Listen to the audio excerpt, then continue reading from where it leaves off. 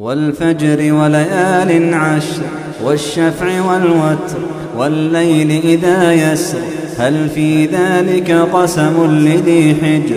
ألم تر كيف فعل ربك بعاد إرم ذات العماد التي لم يخلق مثلها في البلاد وثمود الذين جابوا الصخر بالواد وفرعون ذي الأوتاد الذين طغوا في البلاد فأكثروا فيها الفساد فصب عليهم ربك سوط عذاب إن ربك لبالمرصاد فأما الإنسان إذا ما ابتلاه ربه فأكرمه ونعمه فيقول ربي أكرمن وأما إذا ما ابتلاه فقدر عليه رزقه فيقول ربي أهانن كلا بل لا تكرمون اليتيم ولا تحاضون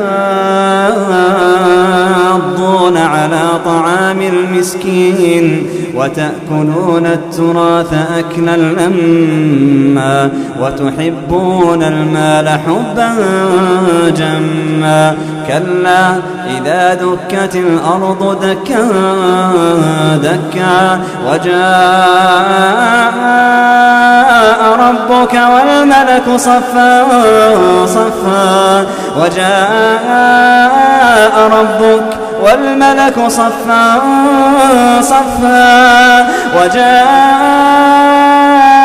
ربك والملك صفا صفا وجيء يومئذ بجهنم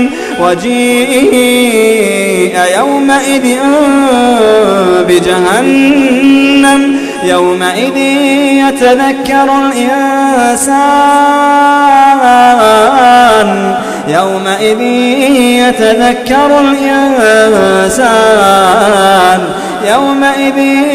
يتذكر الإنسان وأنى له الذكرى يقول